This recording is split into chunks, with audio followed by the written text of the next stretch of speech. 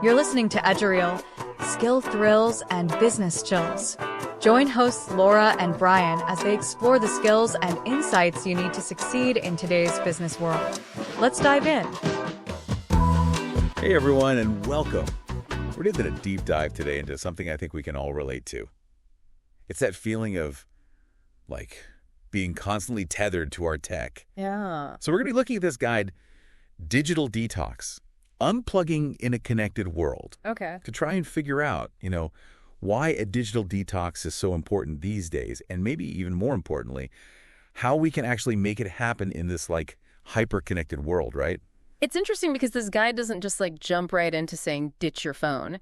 It sort of starts by acknowledging how central our devices have become to our lives. Oh yeah, for sure. They're practically an extension of us at this point, wouldn't you say? It's so true. It's like they have our entire lives in them, right? They have our schedules, all our contacts, our memories, everything. Mm-hmm. Sometimes I think my phone knows me better than I know myself. Yeah. And I think that's actually why doing a digital detox is so important. It's not about throwing your phone in the ocean and becoming some kind of tech hermit, but it's about taking a step back so you can reclaim some control over your tech and how you use it, to create a healthier relationship with the technology, I guess. And the guide really gets into the why behind that.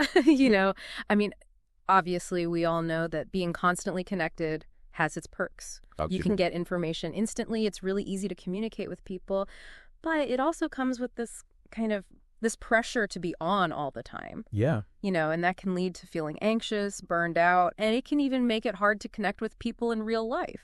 It's so true. When you're trying to have a conversation with someone and they're constantly looking at their phone. Oh, yeah. You start to feel like you're not as important as whatever's happening on that tiny little screen. Exactly. I feel like the guide actually points out a couple of kind of humorous signs that you might need a digital detox. Oh, yeah. Yeah, it does. What were some of those? Well, one that really stuck with me was if you can tell me your phone's daily schedule, but you can't remember your own, it's kind of a funny thought. But, if it's true, it might be a bit of a red flag, right? Oh, absolutely. Another one is if you find yourself relying more and more on emojis to express your emotions. Oh, I'm so guilty of that. Sometimes I find myself scrolling through those little faces and I realize I can't remember the last time I actually described how I was feeling out loud to someone. Is that a bad thing? Well, I don't think it's necessarily a bad thing, but it maybe highlights how technology can sometimes kind of oversimplify our emotions. Imagine trying to rely only on emojis to express really complex feelings like grief or joy or frustration. It wouldn't really capture the nuances of human experience, would it? I guess not. It's almost like trying to use crayons to paint a masterpiece, right? You just can't get the same detail and depth. So the guide points out these signs, but it also explains why disconnecting can actually be beneficial for us, right? It does, and this is where it gets really interesting. It goes beyond the idea that fewer distractions just equals more focus. Okay. It talks about this concept called attention residue, which is even when we switch tasks, our brains are kind of still stuck on the previous one. So even if I close Instagram and try to focus on work, a part of me is still kind of scrolling through that feed. That's the idea. That lingering attention residue makes it harder to concentrate and harder to be present in what we're doing. Oh, wow. And that's where a digital detox comes in. By disconnecting, you're giving your brain a chance to clear out that mental clutter and reset. That makes total sense. So we know being constantly connected can be a problem, and we know that disconnecting has its benefits, but how do we actually plan for a digital detox without it feeling like this huge, impossible thing? Well, the guide actually offers a really practical approach to doing just that, and that's what we're going to be diving into next. One of the things I really like about this guide is it breaks down the whole planning process into these small, manageable steps. Okay. And the first step is to really think about what is it that you want to achieve? Yeah. What's your mini mission for doing this detox? So is it setting goals, I want to be less stressed or I want to sleep better, things like that? Yeah, exactly. Whoa. Having a clear goal will help you stay motivated and make it feel more purposeful, Yeah, I see what you mean. And then you want to think about what time frame works best for you. Okay. It's better to start small, you know? Yeah. Maybe just like an hour a day or like a specific time when you put your phone away or something. Yeah, it's like dipping your toes in the water before you jump in head first. Exactly. I can totally get behind that. And, you know, another thing that the guide mentions that I think is super important is like, you know, tell the people in your life that you're close to, tell them about your plan to do a digital detox. Okay. So they know what's up. You know, just a heads up that you might be a little less responsive online. It can go a long way to avoid any confusion. That's so true. I know if, like, one of my friends just suddenly disappeared from the digital world with no explanation, I'd be a little freaked out. Totally. It's kind of like putting up one of those digital smoke signals. You know, hey, I'm going offline for a bit, but I'll be back. Exactly. Okay, like it.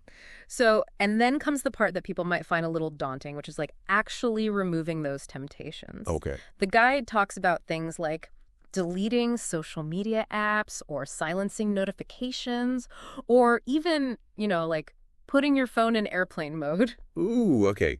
That last one makes me a little nervous. Yeah. But I guess it's all about figuring out what works for you. Right. Like maybe for some people, it's just turning off notifications for specific apps or setting time limits. Exactly. Yeah. Okay. And you know what? This is kind of fun. The guide even recommends planning for what it calls analog fun. Analog fun. Like what?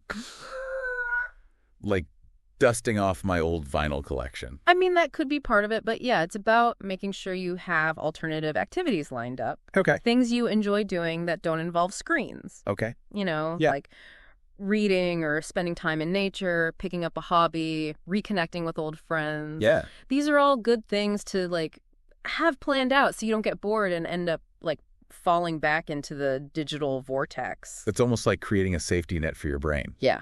So it doesn't like panic when it's not getting that hit of digital stimulation, you know? I like that. Yeah. Okay. So we've got a plan. We've got our analog fun lined up. But what about that feeling of like withdrawal that inevitably happens? Right. The guide talks about that too, right? Yeah, it definitely does. Is there anything in there about that? It says that it's totally normal to feel some level of discomfort. Okay. It's like breaking any habit, you know? Yeah. It takes time for your brain to adjust. So what are some things people can do to handle those, like withdrawal pangs? Should I like stock up on fidget spinners or something? Well, there are probably more effective ways than that. Okay. One thing that the guide emphasizes is the importance of like staying busy. Oh. You know, with those analog activities that we were talking about, Right. keeping your hands and mind occupied with things that don't involve staring at a screen. That makes sense. I mean, if I'm like engrossed in a good book or like painting a watercolor or something, Yeah. I'm probably not going to be thinking about checking my phone every 5 seconds. Exactly. Yeah. And this might sound a little counterintuitive, What? but the guide also talks about the importance of like embracing silence instead of immediately filling every quiet moment with like music or podcasts or videos. Just try sitting with your thoughts for a little bit. Yeah. That's something I think we've kind of lost the ability to do in this like noisy, always on world. Yeah, To be okay with just silence. for sure. That's really interesting. It's like we're reclaiming those quiet moments as an opportunity to think and maybe even to be creative. Exactly. Okay, I'm starting to see the appeal of this whole digital detox thing. Good. It's not just about like, you know, ditching technology, but it's about like rediscovering ourselves and the world around us. I love that. Yeah. I like it. And you know, the guide doesn't just stop at the practical steps of planning and managing withdrawal. Okay. It also like paints this really vivid picture of what's waiting for us on the other side of the screen. Okay. What it calls reconnecting with the real world. So it's not all like deprivation and withdrawal symptoms. There's something positive to be gained on the other side of this. Okay, tell me more about this reconnecting with the real world. What does that look like? Okay, so welcome back. We've been talking about, you know, how to plan for a digital detox and how to handle those moments when you just want to reach for your phone. Right. But I want to hear more about this whole reconnecting with the real world idea. Okay. What does that actually, you know, look and feel like? Well, the guide describes it as like this kind of rediscovery. Uh-huh. You know, when we're constantly plugged in, we kind of miss out on a lot of the richness of the offline world. Okay. And our senses, they get kind of dulled to the simple things. Like what kinds of things? Like a good conversation, a walk in nature, even just the feeling of the sun on your skin, you know? It's almost like we're trading real experiences for like digital versions of them. Yeah. And the digital versions can never really capture what it actually feels like to be in the world, right? Exactly. And it's not just about sensory things either. Right. It's about like deepening your relationships with people. Mhm. When you're not constantly distracted by your phone, you can actually be more present in conversations. Right. You listen better, you make eye contact. You can even pick up on like those little cues that tell you how someone is really feeling. I've definitely noticed that myself. Yeah. Like when I'm having dinner with friends and everyone's on their phone, Yeah. it creates this weird disconnect. Like we're all in the same room, but we're not really together. I know exactly what you mean. Yeah. And that's kind of what a digital detox helps to fix, you know, reclaiming those moments of real connection. Okay. You know what else the guide says? What? That disconnecting can boost your creativity. Really?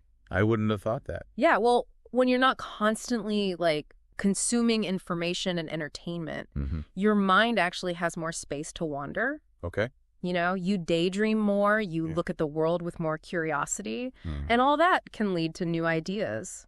So it's like we're giving our brains permission to just like play and experiment. I like that. Yeah. I like it. And that's often where creativity comes from, right? Right. But, you know, the guide doesn't just focus on like the immediate stuff, the benefits of unplugging. Okay. It also gives you some really good strategies for like how to bring tech back into your life in a more mindful way. So it's not about becoming like totally tech free, No, not at all. just more mindful about how we're using it. Exactly. It's all about balance. Okay, so what are some of the like key takeaways for actually maintaining this balance long term? Well, one of the biggest things is creating like tech-free routines in your life. Okay. So maybe, you know, certain times of day or certain places in your home where technology is just like off limits. So like no phones at the dinner table or no phones in the bedroom. Exactly. It's about creating those spaces where you can just disconnect and be present. Okay. Yeah, I like that. The guide also talks about like really making an effort to prioritize offline connections. So like actually making plans with friends, joining a book club, stuff like that. Instead of just like texting people. Right. Actually getting out there and interacting with people face to face. Okay. That's what makes us feel connected. Yeah, it's like we're reminding ourselves that we're human beings. Yeah. And not just, you know, digital avatars. You know, we need that in-person interaction to really thrive. Yeah. We do. It's so important. And, you know, the guide also encourages us to, like, be grateful for all the good things that technology has brought into our lives. Oh, that's interesting. It's easy to get caught up in the negative. Yeah. But there are positives, too, you know, like we can connect with people all over the world instantly. And we have access to, like, tons of information. That's true. So it's about finding that balance, appreciating the good, but also being aware of the potential downsides. Right. And another thing that's really important is, like, staying informed about the latest research on all this. Okay. You know, how technology is affecting us. There are so many resources out there, like books and articles, even podcasts. Yeah. That can help us make more conscious choices about how we use technology.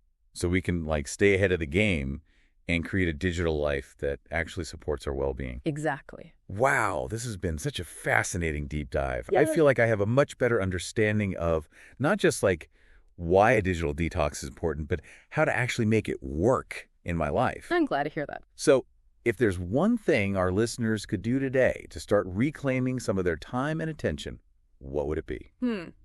I think I would encourage everyone to just pick one tech-free activity that they really enjoy. Okay. And commit to doing it for, I don't know, at least 30 minutes today. Okay. Put your phone away, silence the notifications, and just be present. Okay, that's a great challenge. And remember, it's not about being perfect. It's about making progress. That's right. Embrace the journey and celebrate those little wins. Awesome. Thank you so much for joining us on this deep dive into digital detox. We hope you learned a few things that can help you live a happier and healthier life. And until next time, stay curious.